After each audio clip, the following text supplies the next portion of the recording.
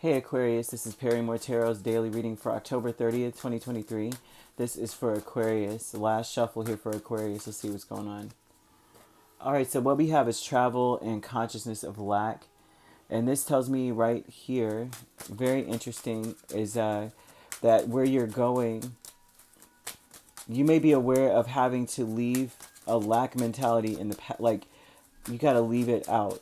You may have come from meager beginnings with this here, and it's like you've come a long way, and you may still think in that same way. You know how, like, when we come from very impoverished beginnings or foundations or something, we still think of it the same way. Like, you may have like a couple, however much, it's like, how do I put this?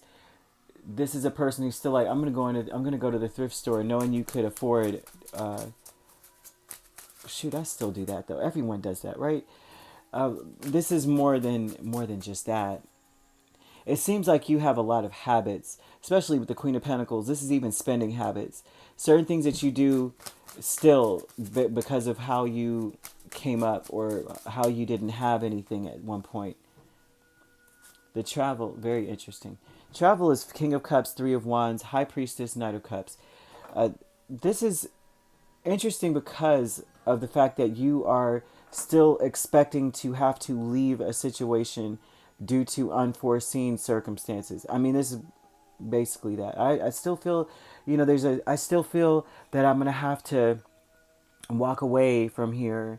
And I'm sorry that I would have to, but you never know what's going to come up. And a lot of this has to do with this lack mentality from when you were younger, or maybe for a lot of you, you watched your parents struggle. That's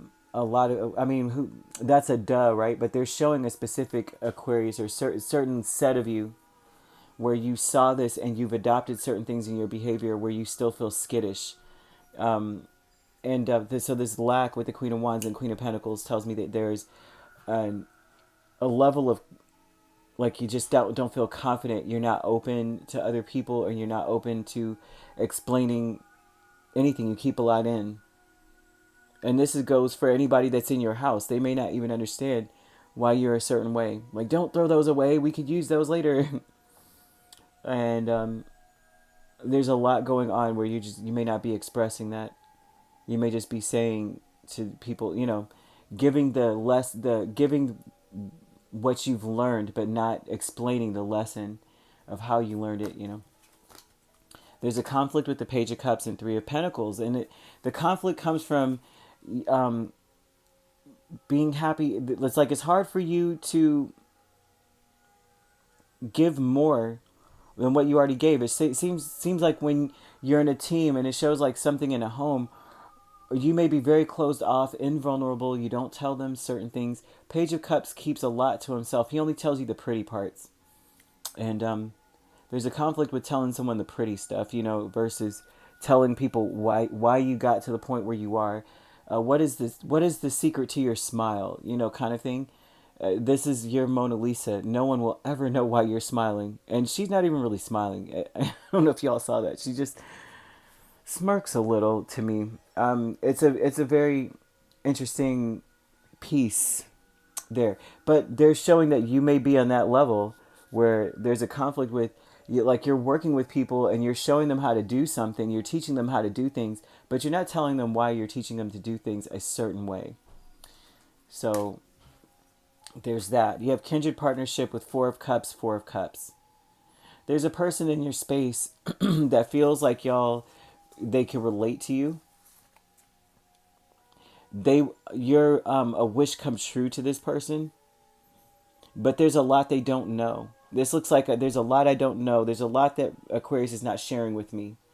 And as a result, they feel kind of like, I guess we're not going to talk about whatever you went through. They're that kind of energy where they got their shoulders up and then they drop them.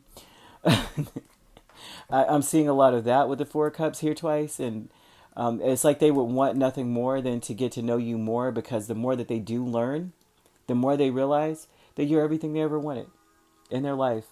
It doesn't always have to be romantic. This could be a platonic thing or friend.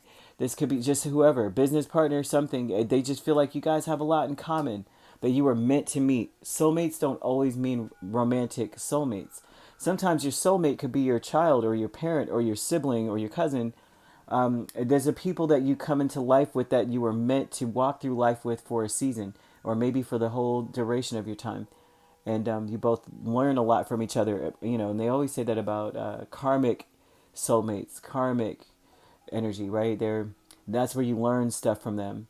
Like they were meant to do something to you so that you would learn, or you were supposed to be a catalyst for them or something. But this is a soulmate who really does. They're like, oh my gosh, I knew you were meant to be in my life. Just tell me more. I know there's a key to why you're meant to be in my life in that story. So either way, it seems like we have every sign here. The most prominent one is Pisces. There is no air. They don't want you to overthink anything. But all the other signs are here. So you could be an Aquarius, Pisces cusp, Capricorn, Aquarius cusp. So the two signs that are not, all the signs, Aquarius, Libra, or Gemini, are not here. So all of the other signs are available. And if you're not dealing with any of these signs, then they could be in your chart here. All right, if you'd like to book a personal reading with me, my links are on my page. Peace, love, and light. Take care. Oops.